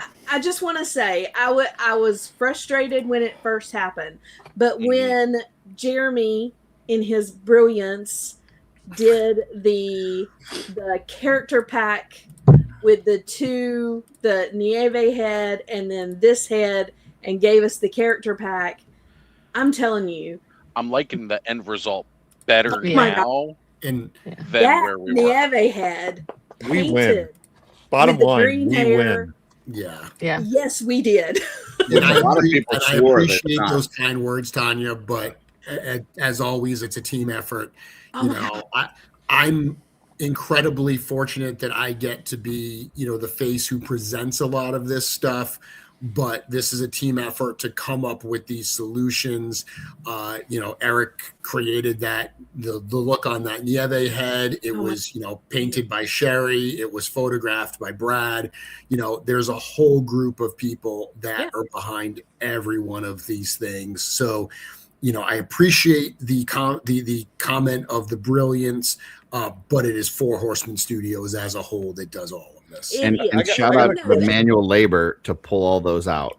All right. That was my biggest thing about all of that, was just the amount of work you guys had to, with everything else going on, with the Kickstarter ramping up, and you had to take time to stop all of that to unpack these characters, pull all that out, repack everything back in. And that's just too much. But then lower the price. Lower the price. Yeah, that's true. Cookie's got 2 bins of redheaded heads. The other part that gets forgotten is the little graphic on the side was originally the redhead. So we also had to print stickers and cover that up. I told somebody that was the sticker on the side of that. I called it. Yeah. I knew Only the ones at Zolocon, Brett. So the ones that we sold after Zolocon, we got the factory to print us new inserts, but we didn't have time to do that for the Zolocon ones. So those are all stickers on the side. So what you're saying is there's a variant out there for us right now. The variant one. Damn it, Joe, you're in trouble, man. Good Lord. Trash right now looking for that. Joe is triggered. Yeah, he is. Look at him. I assume you have It's the retailer sword all over again. You have a plan for the plain-skinned, redhead, green-eyed, I'm sure, right? Fix it for you, Joe. What we're going to do with those? Yeah. We don't. So actually, we don't know exactly what we're going to do beyond the fact that we will do something. We didn't want to do them both at once. The war paint one was the one that people seemed to really want the most, and it's the one that felt like it worked in Cosmic really well. Because initially, like right out of the gate, it was like, we're going to do something with Cosmic. So we will find a way to use those right now. You know those Four Horsemen Studios bags that we gave out at Legends Con? Right now, there's bags of those heads in the studio just waiting to get shipped back to the factory to do something with. Greg's doing a workout with those every day. All of these women. Real quick, Vandal, it is a character pack. It has not been put out there for us to purchase yet. Mm-hmm. It was just shown so people could see the difference between, or could see the actual heads themselves. At some point, they will put those up for pre-order, and we will be able to pre-order those. Yep. It is Nieve's head. It is her head sculpt, just painted amazingly well, because Sherry is amazing in painting the female figures. She does such a fantastic job. So it's the green-haired Neve, and then it is the red-haired and both of them have the face paint. They are Cosmic character packs, and it will just be the heads that will be available in that pack, and you will be able to order those at a time in the future. It's got a set of arms as well, because that's right. Yeah, because for Cosmic Legions, we're going to pair it with the Vorga figure. Yep. So the Vorga figure her arms have not only the Edgehounder tattoo, but it's got a little bit of an orange. So we wanted to make sure that the flesh color matches. So you'll get 2 heads with the necks and the set of upper arms and lower arms. But obviously the skin tone matches Legendary Warrior. It's, you can put it on Vorga. So there'll be a bunch of things that you can use it with. Just want to say I've seen a bunch of new people have joined in watching. We're up to 140 watching now. I'm guessing the word is out. We're giving away a Legendary Warrior. Please make sure you're subscribed. You need to be subscribed to the channel. We are currently at 823 subscribers. So if you want to have a chance at winning this, make sure you're subscribed and put in that hashtag. Yeah, subscribed and put in the hashtag. And we have 15 more minutes. Roughly, if we hit 850 in 15 minutes, we are also going to give away an Undead Builder Pack. I also messaged Travis and I said, no pressure, but the whole marathon is dependent on your confidence.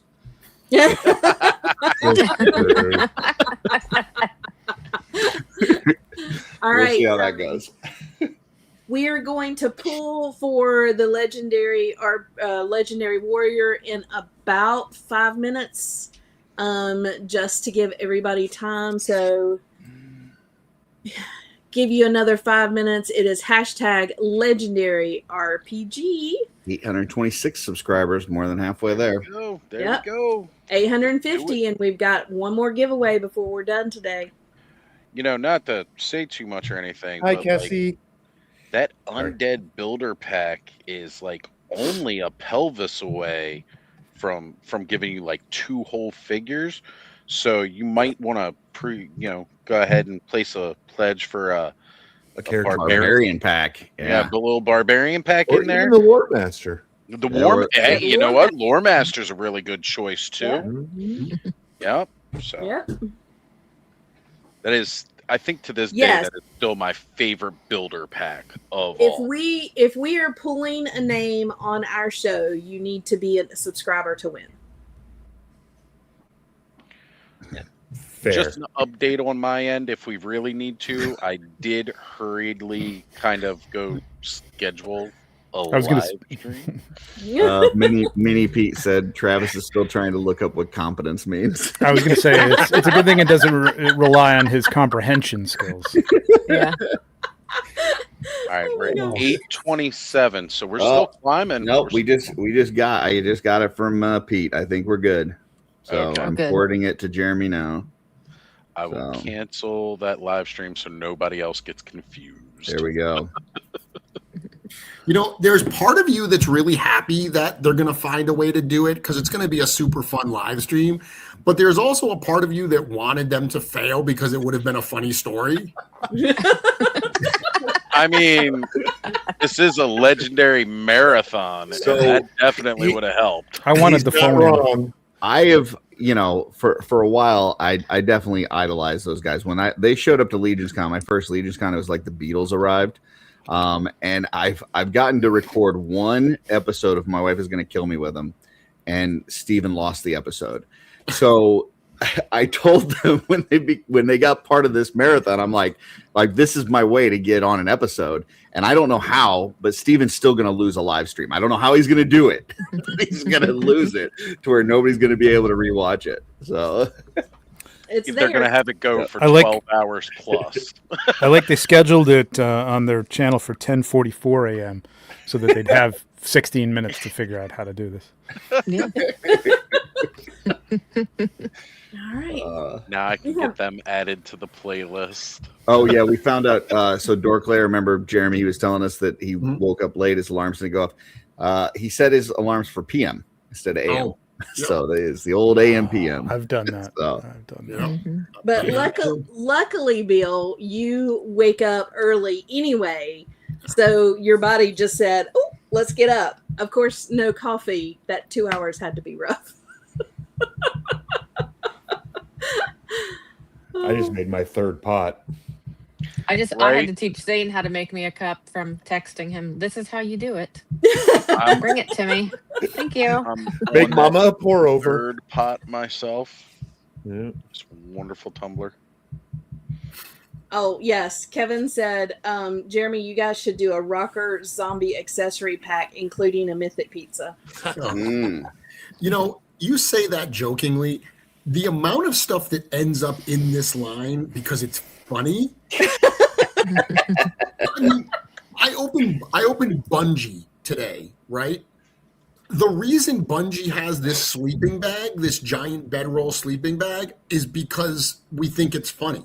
You know, the reason Vetus comes with that giant bedroll, Cookie made a joke about how every figure should come with bedroll, and Eric Treadaway was like, hold my drink. The Nice. fact that with Horror of Einsamal, George was like, we need sausages. And Eric sculpted sausages. Like, no. And then the minute we got sausages, George immediately started thinking about the armory experience and the fact that now we can have golden sausages.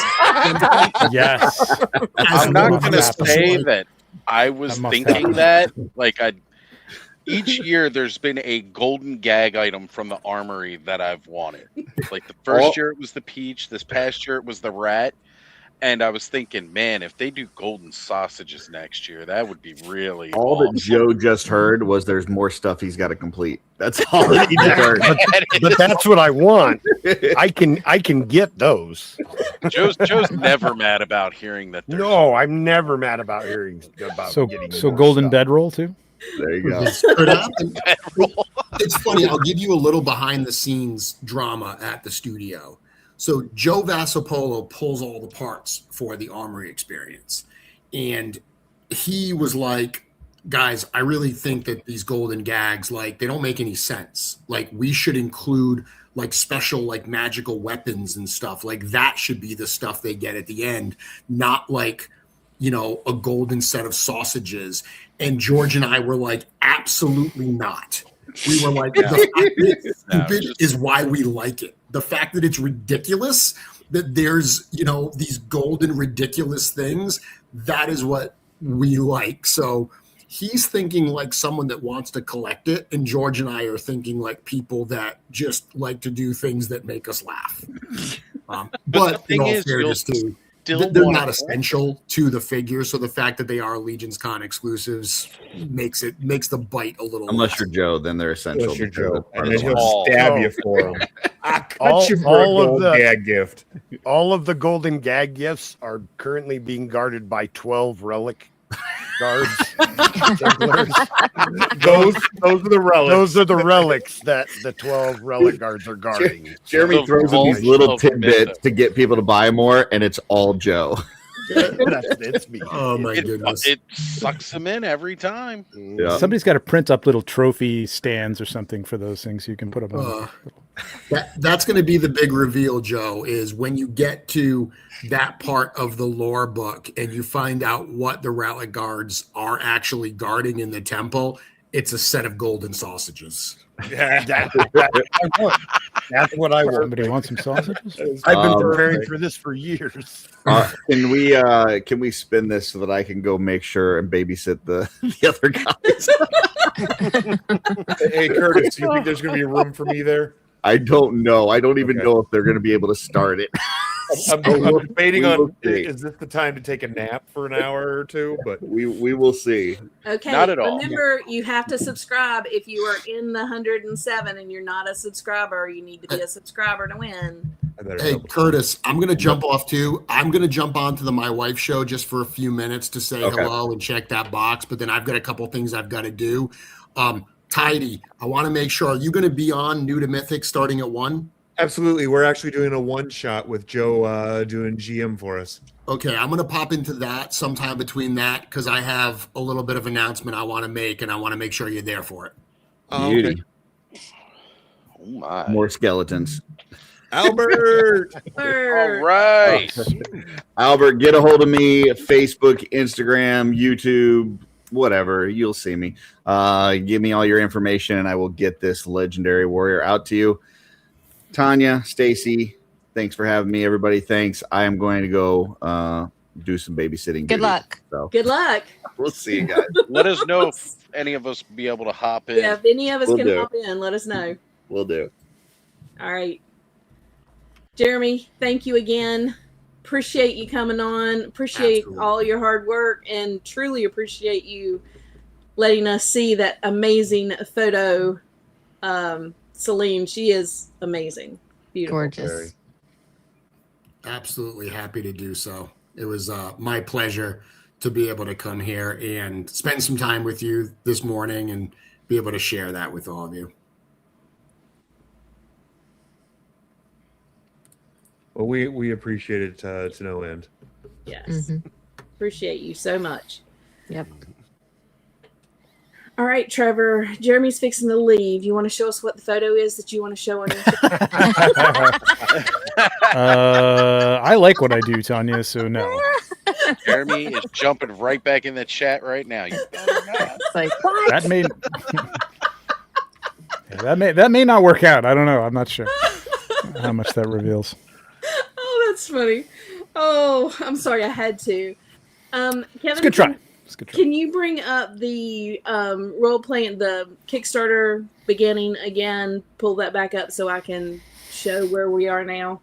Guys, thank you so much for joining us today. For being able to give away. Yeah. Look at that. That is a Still huge jump since the start. Yeah. Jeez. Oh, wow.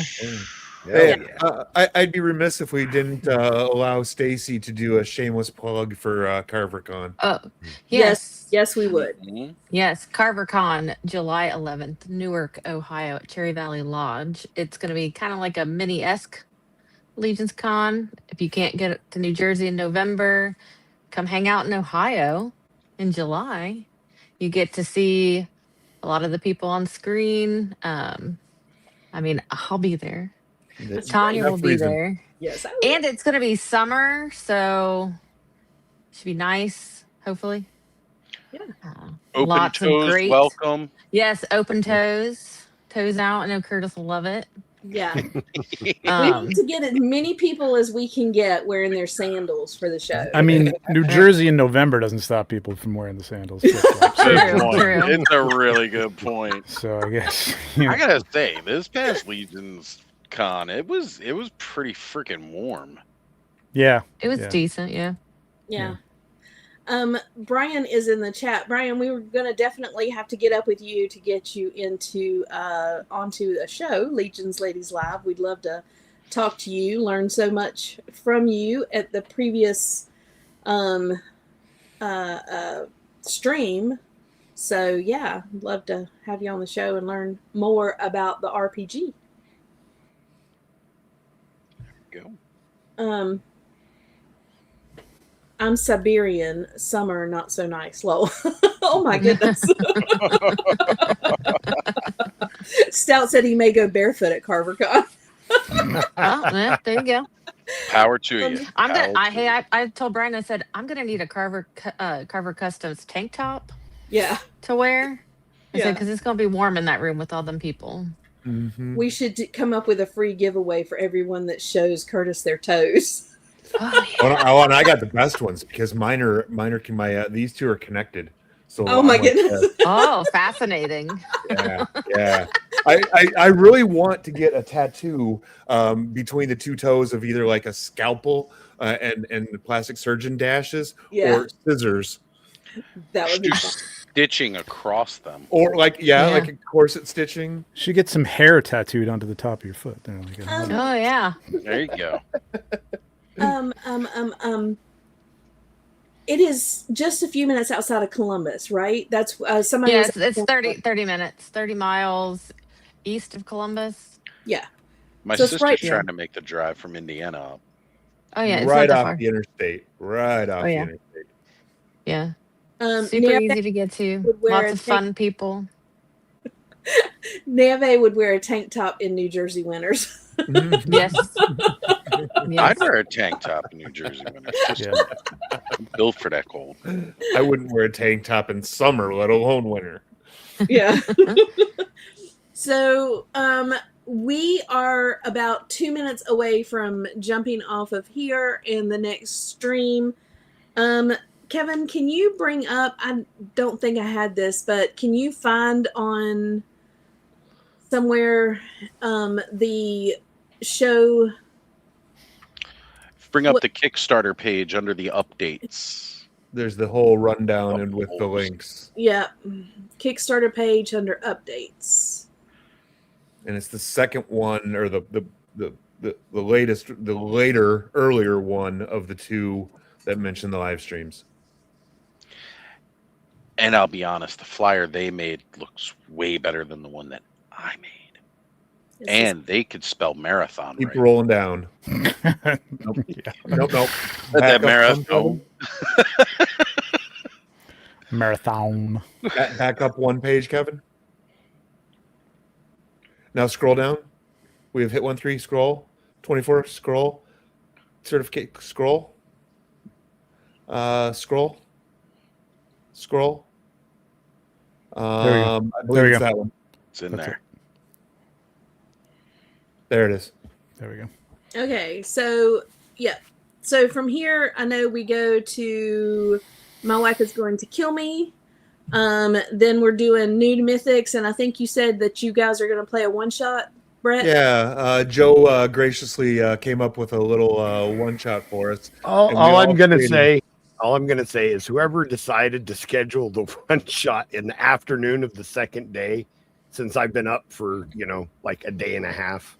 Yeah. Well, we originally wanted to start it yesterday night with New to Mythics, but don't have high expectations. I might be at rule number one, Joe. Rule number one. Have fun. Have fun. I was trying to enter the giveaway and I kept bringing up like this printer thing on my computer. So I don't know how well my brain's functioning. We'll just have to see how it goes. We all created a new character and we're just gonna roll with it and have fun. I'll do my best.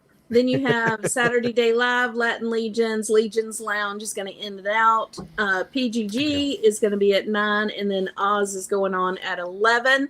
You guys go check out the next one. We look forward to seeing you all in the chat for the next one. Bye, everybody. Bye.